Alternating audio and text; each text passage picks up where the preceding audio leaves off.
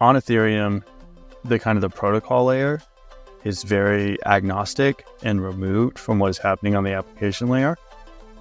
That's kind of created a situation where we have these kind of like champions or giants of the application layer trying to accrue value. But for Canto, we're sort of like, hey, what if the protocol layer and the application layer were more integrated, and some of these core DeFi primitives on the application layer were actually just free public infrastructure. Welcome to the Edge Podcast. I'm DeFi Dad here with Nomadic from 4RC.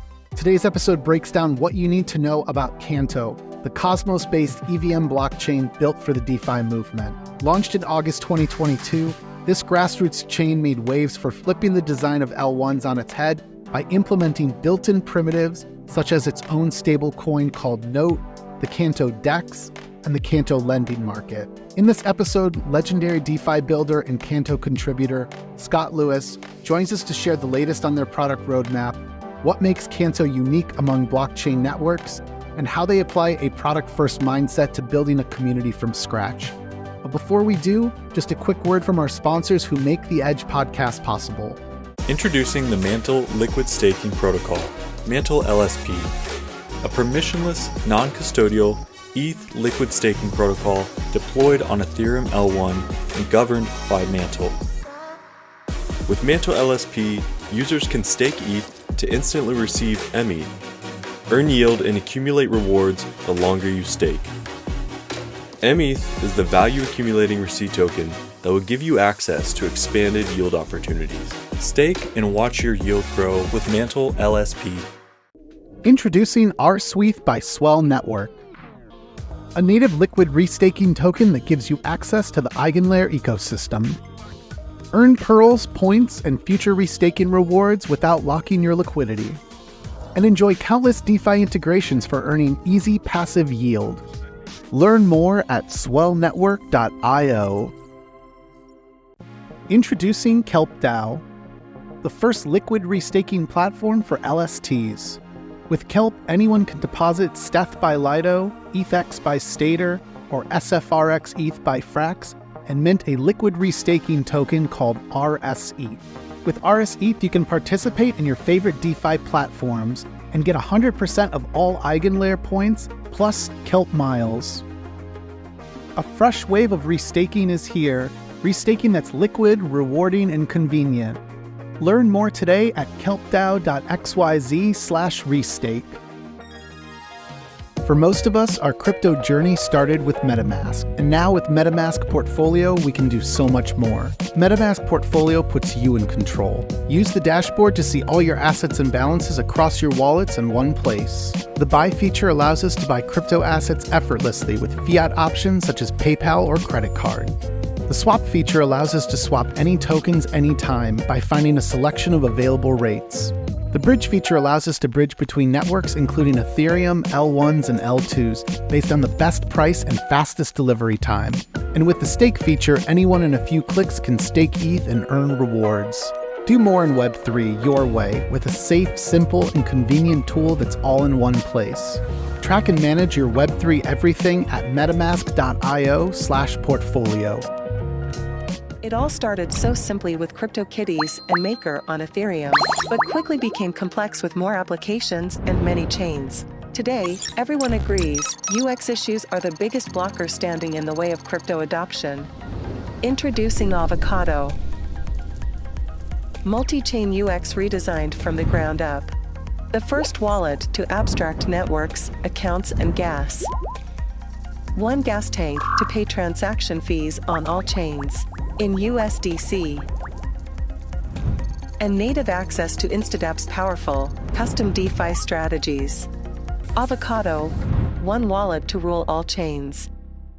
All right, let's introduce Scott Lewis, a contributor to Canto. Scott, welcome to the Edge Podcast. How are you doing? I'm doing great. Thanks for having me. Yeah, thanks for joining us. It's really good to be able to reconnect. Some background to having known you over the years is, Scott has always been early to trends that have become very mainstream in DeFi. It starts with the fact that Scott is the founder of DeFi Pulse, They actually coined the term total value locked, which if you know the history of DeFi, the run-up really, I believe, was fueled by an ability for the community to rally around this TVL metric. He would go on to invent the DEX aggregator, work on countless other protocols, and now his full-time attention is here on Canto. And the motivation behind our discussion here today is to help folks to level up, to get caught up on all you need to know about Canto in 2024. There are a number of aspects to the way it's designed that we're noticing are becoming standards in other L1s and L2s. So hopefully this will bring you up to speed. And Scott, why don't we just then kick off with a little bit more about, your background working in DeFi over the years. I guess what else can you share in terms of like the highlights reel of what you've worked on? And then we'll get right into Canto. Yeah, so pre-crypto, I was a trader for 11 years. Options, volatility, arbitrage, prop trading, starting my career at Susquehanna International Group. Got into Ethereum late 2016, early 2017, doing ICOs and then perp swaps. And then sort of my first experiment building was a anti-scam due diligence site for ICOs. And kind of like had a lot of fun with that. It was more of a public service project. And then, started trying to build stuff in the ecosystem with, as you mentioned, like DeFi Pulse and also Dex.ag, which is now Slingshot, after a rebrand. And yeah, just been having fun building different projects. And now, focus on Canto now as a contributor. Scott, can you maybe walk us through what the motivation was to build Canto? Yeah, so we sort of had a kind of front row seat to like the emergence and development and maturation of DeFi on Ethereum. And on Ethereum, the protocol layer is very agnostic and removed from what is happening on the application layer. That's kind of created a situation where we have these kind of like champions or giants of the application layer trying to accrue value.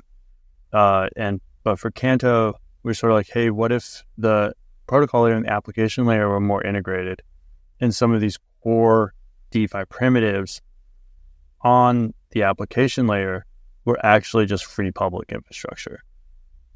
Just like kind of, how you have like kind of, street sweepers in New York City or a subway system. Can we have DeFi primitives that are like that? What you've done with Canto is really interesting because if you look at other L1s and L2s, they exist as like this core infrastructure that we need, to confirm our transactions. And, it does that one thing and hopefully it does it well.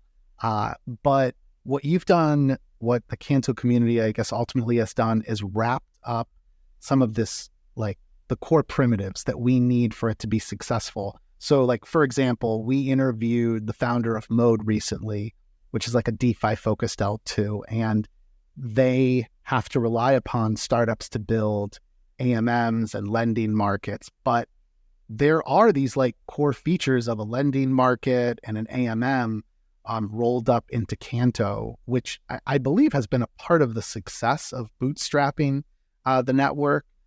So maybe we should start to just get into that, like that sort of core infrastructure that's like a public good. And actually 3 of those core pieces we want to cover is there's Note, which is a stable coin. There's a lot more going on under the hood. There's the Canto lending market, and then there's the Canto DEX. Can you start to talk us through like what is the design behind this Canto Note? Yeah, so Note is a like over collateralized stablecoin. It started to be backed by T-bills. It'll be transitioning being fully backed by T-bills. And Note is kind of issued by the Canto lending market from when people borrow it that have collateral at Canto lending market, kind of like how you have assets at MakerDAO and then you borrow DAI to bring it into the world. And then Note's also a little bit unique because there's no one trying to monetize a borrow and lend spread on Note. The interest rate you can borrow Note at is the same interest rate that you can lend Note at. And sort of like feel like that's kind of an advantage of like the free public infrastructure approach. And then, the main Canto lending market is basically the collateralization engine for Note. And then Canto DEX is a solidly fork. And so it has XYK pools. It has like typical XY equals K AMM pools. And it also has some stablecoin focus pools as an option. And the Canto DEX was different because the LP fees are zero and there's no fee switch. And so that liquidity is just incentivized by the L1 governance, streaming Canto to the LPs. So just to clarify, if I am an LP in the Canto DEX, I'm not earning any sort of trading fees, right? And simultaneously, those traders are benefiting from the ability to trade for free. They don't have to pay the 30 basis points or whatever Uniswap everyone else charges.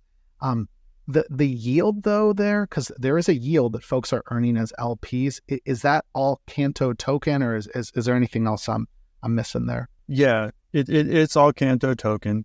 It just streamed to the LPs. Scott, just kind of like thinking through. So if there's a DEX and a lending market at the protocol level, I guess what is the incentivization for other builders and developers to come in and build DEXs and lending markets? Can you kind of walk us through that? Because I don't understand like what the drive would be. So for a Canto lending market, it really only supports lending or borrowing against bridge stables and T-bills.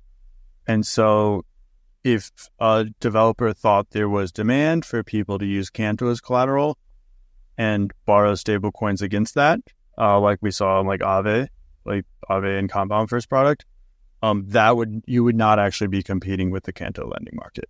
Yeah, makes sense. So in the Canto lending market, we've got FBill, IFBill, and USYC. For those of us who aren't familiar with those, like are those tokens that are issued by another protocol, or is that also wrapped up into like the core infrastructure of Canto? Those are kind of full compliance RWA tokens. FBill and IFBill are issued by Fortunify, which is one of like the OGest RWA issuers in the space. And then USYC is issued by Hashnote. Hashnote is kind of incubated and supported by DRW, which is one of the largest trading firms in the world. Wow. Let's maybe key in on the RWA trend a little bit more, because I feel like Canto has been fairly early to that wave. And there's also a term that I hear about in Canto called neo-finance. Maybe break that down for us as well and how that kind of relates to RWAs. Yeah, so neo-finance isn't really a thesis. It's more just tries to be a better descriptor. When we think about finance on chain, generally it's always been DeFi. But RWAs don't behave just like protocol tokens or stablecoins in that they do have compliance gating, and they have like different compliance needs than just sending ETH around. And so the finance that you're doing with RWAs doesn't feel like decentralized finance to us. And so it also doesn't feel quite like traditional finance. And so we thought neo-finance was kind of a good descriptor, so they would be clear and that users would kind of understand they don't have the same decentralization guarantees or properties they would have when they're using DeFi. Scott, with RWAs, Canto was really early to this movement, and they've grown a lot. Like RWA-related DeFi has grown a lot over the past year. which has coincided with rates being up. So we're all expecting the Fed to cut rates at some point this year. What are your thoughts on like RWAs, I think being pretty dependent at this point on folks who want to earn T-bill yield on chain? Like, do you see where the puck might be headed next? Do you think rates being cut, will affect the RWA DeFi markets, or maybe it'll have no effect? Yeah, I think when you're thinking about T-bills on chain, you're sort of comparing that to maybe your dollar interest you'd earn in a savings account. And by and large, those interests you're earning on those dollars will also be sort of indirectly affected by that short-term interest rate for dollars that you see in T-bills. So like if T-bill rate was 6% and you're getting maybe 4% in a traditional checking account, if the T-bill rate drops to 4%, you might only be getting 2% in that traditional like savings account. And so, I mean, obviously every bank is different, but kind of the relative competition would probably not reflect badly on RWAs. DeFi enables a whole new world of trading and yield opportunities. Sometimes we all wish we had a little bit bigger of a budget so we can make the most out of it. That's why we created Blueberry. Blueberry lets you access the best opportunities on Ethereum all in one easy-to-use terminal. You can access 5x, 10x, or even 20x your money in one click, more than any other lending market, so you can maximize your earnings. Only on Blueberry. Maverick Protocol provides innovative liquidity solutions for token projects to customize, automate, and incentivize their liquidity with the highest efficiency in DeFi, all powered by Maverick AMM. Why has Maverick become the first choice for all kinds of token projects, from stablecoins to LRTs? As the first dynamic distribution AMM, Maverick AMM provides automated liquidity movement modes which move your liquidity to follow price, keeping it where it does the most good. This enables Maverick-powered pools to process higher volume with lower TVL requirements, and means that Maverick supports the highest capital efficiency for LRTs like WE-ETH. Maverick AMM also supports non-uniform liquidity distributions, making it easy to concentrate liquidity in shapes that fit each project's individual needs. Finally, Maverick boosted positions maximize incentive efficiency for protocols looking to bootstrap their token liquidity to precise strategic areas of a liquidity pool. Token communities like Lido, Aave, SWELL, EtherFi, and KELP DAO have been bootstrapping TVL and maintaining PEG using Maverick tools. Ready to build liquidity with maximal efficiency? Go to app.mav.xyz/The Edge podcast today. Scott, we kind of alluded to this in the beginning, but another trend that we're seeing a lot of these other L2s and maybe some L1s do is try and incentivize developers or users in new ways. Something that, again, Canto kind of pioneered earlier on is this CSR, contract secured revenue. Can you explain what's kind of going on under the hood with that? So before CSR, there were some different experiments with dev rebates, but they required centralized curation.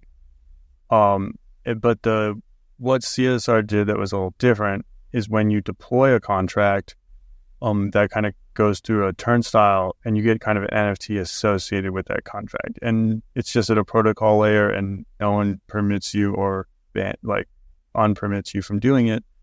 And then the protocol kind of meters all the gas usage that all of these that all these smart contracts are running. And that at any time, if you own that NFT, you can claim a portion of that metered gas. And so it's essentially a way to share transaction fees with devs, but without having any high friction coordination problems. Yeah, very cool. Something else I've been reading about just prior to this was this big upgrade called the Callisto upgrade. And I was a bit confused because it sounds like a pretty big upgrade to the current Canto network. But then there's also this, I believe, upcoming migration at some point that I was reading about with Canto migrating to a ZK-L2 powered by Polygon CDK. Are those two things separate, or are they all at all similar? Can you maybe just describe what those, I guess, big upgrades are? Yeah, so the Callisto upgrade is upgrading Canto with Cosmos SDK version 0.5. That upgrade kind of provides different performance improvements. The one that will like most directly affect users, it'll let the block time get down to sub-second block time, which will kind of improve UX and just make using in Canto easier. And then the Polygon CDK and ZK EVM, a lot of people think of Polygon as just building a ZK rollup, but actually kind of their offering is a bit broader than that. Canto, when we upgrade, we will be kind of proving Canto, like ZK proving Canto into Polygon's proving protocol or algorithm, which will give Canto trustless ZK bridging, which is pretty unique and useful in my opinion. But we won't be moving to like a single sequencer model that we see in other L2s. We plan to keep the validators and proof of stake, so there's still decentralized transaction inclusion, and kind of trying to get this best of both worlds, with kind of like the decentralization on block producing, but also the trustlessness. I know when we talk about like all of this like core consensus infrastructure type of stuff, I'm immediately thinking about staking. So with the Canto token, I know that if you go to canto.io/staking, it looks like we can stake Canto for 5.24% APR. Yeah, it's just like basically block rewards, paid out epoch by epoch, to different validators. It's the Cosmos SDK flavor of staking, but for like an Ethereum audience, it's like economically similar with some differences to the Ethereum model. But yeah, it's just kind of like the model people are familiar with. I feel like that's something we left off in this conversation. When Canto launched, I remember recognizing that this is a Cosmos chain that is EVM compatible, that, allowed me to use like something like MetaMask that I was already using. I guess, what else can you share about that? Like, was there an intent there to try to like attract, folks who might already be using Ethereum and Ethereum L2s, who maybe hadn't ever tried anything in the Cosmos ecosystem? I mean, I would say most of the early contributors, not all, there were some Cosmos-centric early contributors, but many of the early Canto contributors were just Ethereum people. And so we were sort of very familiar with like why Solidity is easy to develop smart contracts with, and kind of the large infrastructure and large tooling and large community of developers familiar with that. But at the same time, just because Cosmos kind of with their app chain thesis, and just there's a lot of Cosmos chains out there, prioritizing like safety, just that Cosmos SDK has been battle tested and is battle hardened, with lots of usage in different ways and people trying to break it a lot. And so we felt like that was like a good, like safe, like a secure option, to build like the core, like the protocol layer of the chain on. And kind of the Evmos team with building with a grant from the Cosmos community, kind of build a combination where you could have the EVM and Solidity on the application layer, use like tooling like MetaMask or Slingshot, and while also getting kind of that battle testedness of the Cosmos SDK. Scott, what can you tell us about the up and coming startups in the Canto ecosystem. I know one that's top of mind, Nomadic and I were angels in Cadence Protocol, which I think is launching here at the end of February. It's an intense-based protocol. Basically will allow us, for folks who aren't familiar with this, you will be able to execute a perps trade from essentially any of the supported L2s, including Canto, and it's going to power something like a perps aggregator, this one protocol. So there's a lot of promise there that will help to unsilo some of the perps trading that's going on across lots of exchanges. But anyways, what other startups would you recommend learning about or getting interested in the Canto landscape? Yeah, like I've definitely been a fan of watching like the Cadence team kind of build out and get ready for the launch. It seems like they've done a great job in a lot of different ways. Excited to see like what's next for them. Like have had a lot of have a great time working with a few RWA startups on Canto, Fortunify, which I think has the most TVL and RWAs on Canto. I think they're actually getting ready for a broader launch of their core product across different chains. And then Hashnote has been a great team to work with so far as well. And then the third one, High Yield, is another RWA issuer that's not focused on T-bills, and just had a great time working with them too. So I think like if you're looking for RWA exposure, like I don't know, they're pretty good. Scott, we were chatting a little bit about this Music Plus before we went live here with the pod. It seems a little bit mysterious, but can you tell us anything about what you're cooking on the music side of things? Yeah, so lately I've been focusing kind of I live in Nashville. There's a lot of music people here. And kind of like I've always been interested watching kind of from afar music NFTs. I don't think the music NFT format that got a lot of hype back in the NFT boom really like was a great design. And sort of like always